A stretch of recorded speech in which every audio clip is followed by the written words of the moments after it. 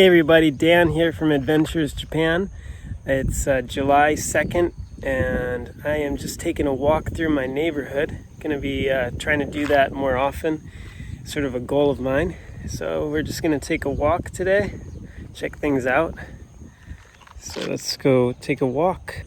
Alright, here we are in Gunma. And we're in got some rice fields here. Little tadpole swimming around. It's a beautiful day, cool breeze, beautiful sunny skies. It's been a bit rainy this week, but today finally got some sunny skies. Just a perfect day to go walking. It's about 7:30 in the morning right now. Over there is Mount Haruna,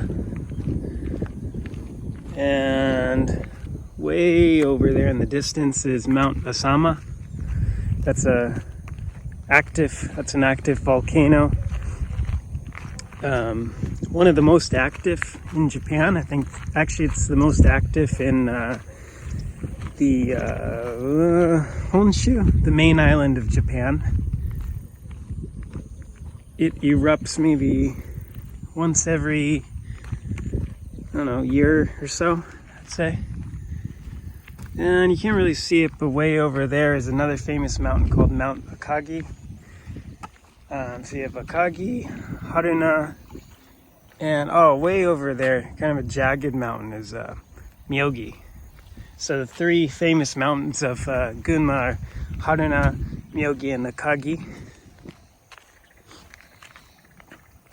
And as you can see, I'm drinking coffee, walking and drinking coffee out of my Tintin Captain Haddock cup. Tintin's the best.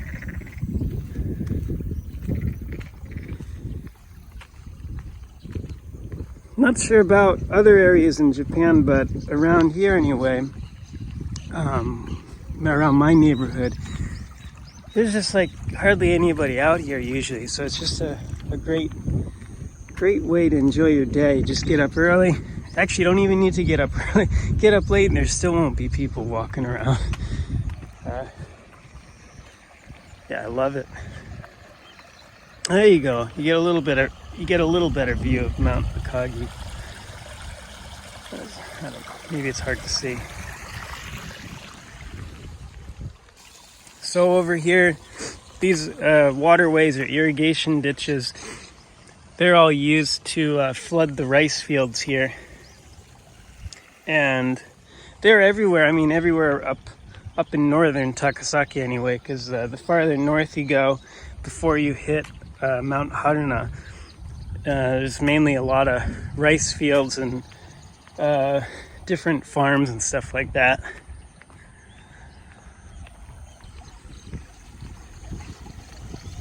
So let's see, let's check over here.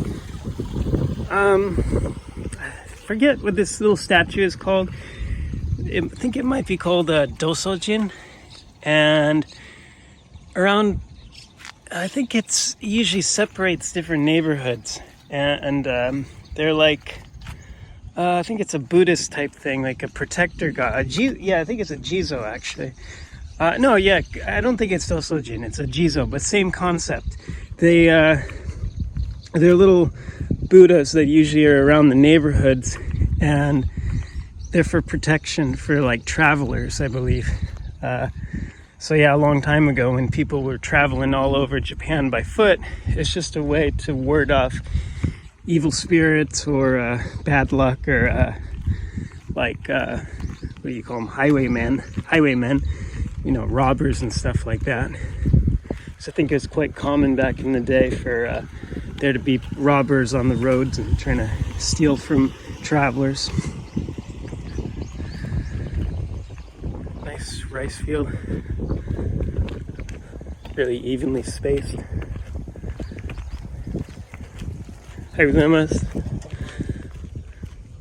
One person out riding his bike. Junior high school kid, probably gonna go to sports practice.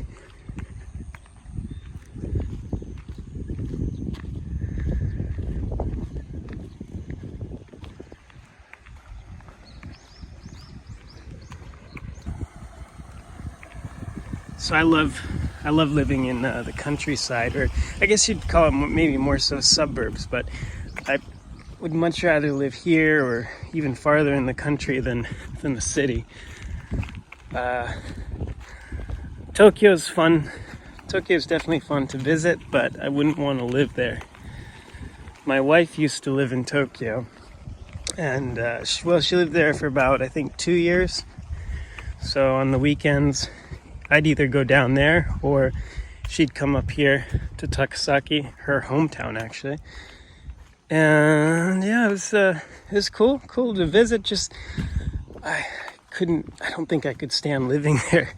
I'd feel claustrophobic. I need open spaces, or at least forests or something. I don't really like gray concrete. Over here's a typical Japanese graveyard. This one's actually pretty open one. Usually they're like packed in there, like right next to each other, just like Tokyo.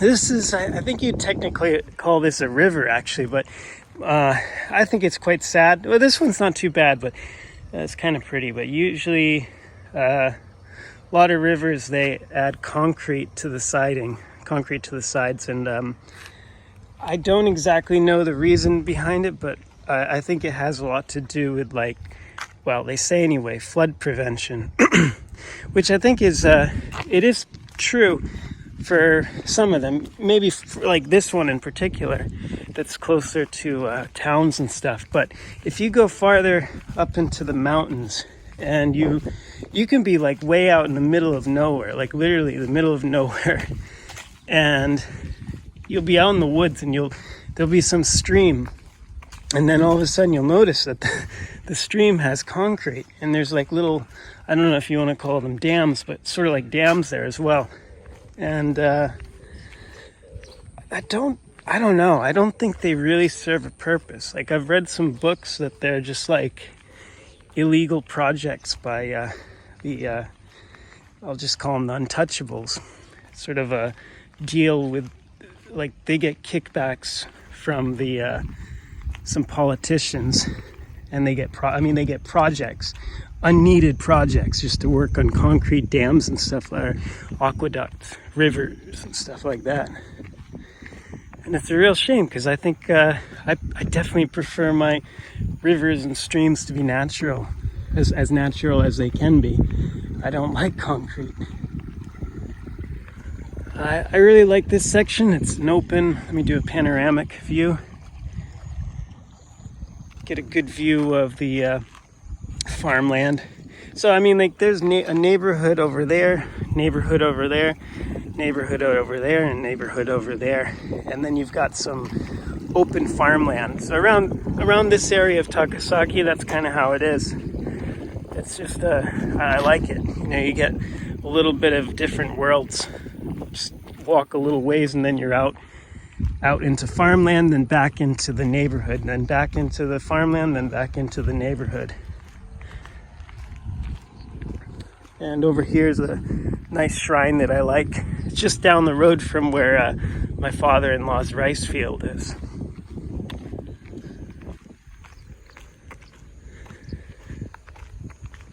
Don't know if you can see it, but you can get a maybe slightly better view of Mount Miyogi over there. Just a tiny bit. There's like a jagged part right there. Actually, my finger's not really pointing at it on the camera.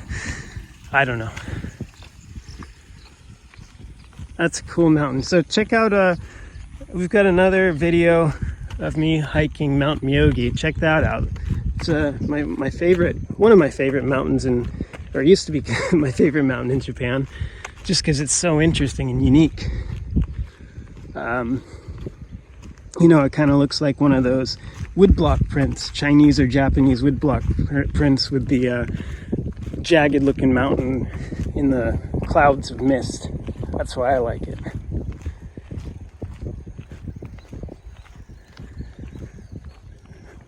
Let's see, looks like we got a farmer going off to tend his field maybe. And we're going to take a left here and go check out that shrine and think that'll be it for this video. Beautiful lighting in the rice field. You have to excuse me for my voice. I don't know what's going on. Just woke up, and these days when I wake up, it gets kind of hoarse. Let's see what else is around here. Down that way, farther down, is the actual city of Takasaki. Can't really see it right now because the shrine trees are blocking it, but right behind there would be downtown. Maybe we'll be able to see it once we go over the corner.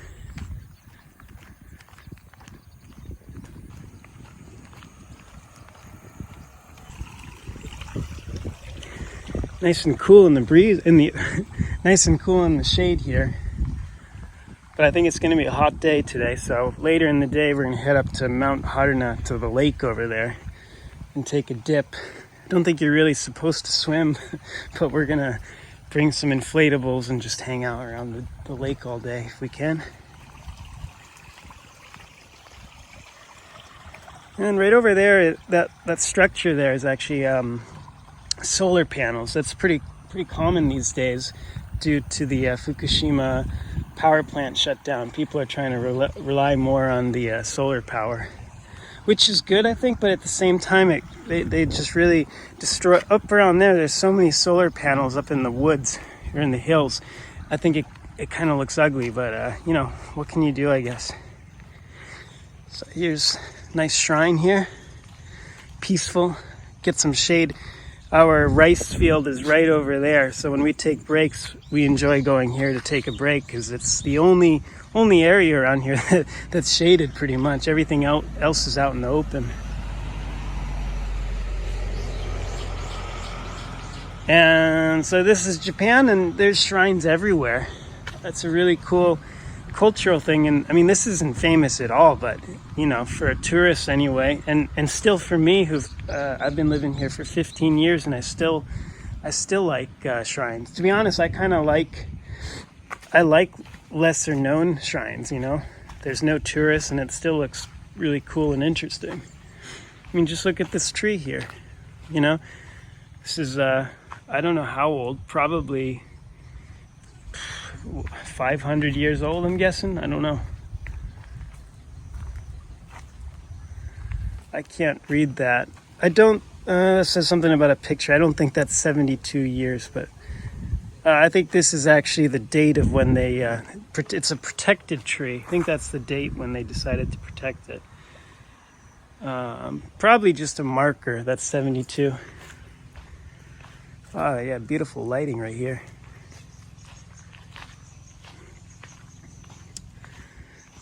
And I just want to show you one more thing before I shut this video down. Bow. Forgot to bow entering. You're supposed to bow when you enter, and you're supposed to bow when you leave. And when you pray, you go over there and clap your hands twice, throw in some money, bow, pray, and then bow once more, I believe. I think I got that right. If I did it, I'd know what I'm doing. Talking about it, I don't know. So yeah, this is the last little thing I wanted to show you. The history of it, or the legend, isn't fresh in my memory, but it's like a little, I don't know if you want to call it a pond or a spring. Maybe it's a tiny little spring right down here. Yeah, I guess they call it a pond. The last kanji on there is pond. That means God, I believe, or shrine. Don't know about the top one, but probably like pond god or something like that. But yeah, in here, a long time ago, the legend has it, I think there were some eels, and some person who happened to be blind ate these like magical eels, and it supposedly cured his or her blindness. And it's just cool because anywhere, there are so many legends in Japan. It's not like, there's some legends in America and stuff, you know, like Paul Bunyan and Johnny Appleseed, but nothing like Japan. You have a long history, I mean, Europe as well. Europe has lots of legends, but here you can just walk down the road, maybe just a stone's throw away, maybe over to that like bamboo grove over there, and there's probably another story behind that, some other legend. Yeah, so before we go, just do a quick, one more panoramic view.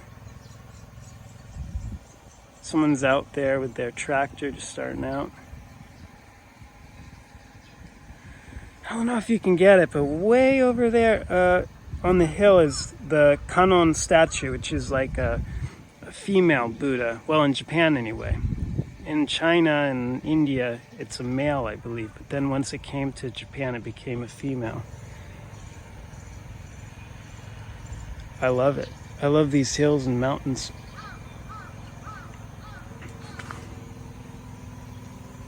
All right, thanks for watching Adventures Japan. Maybe I'll try and do some more of these walks out in nature in the morning.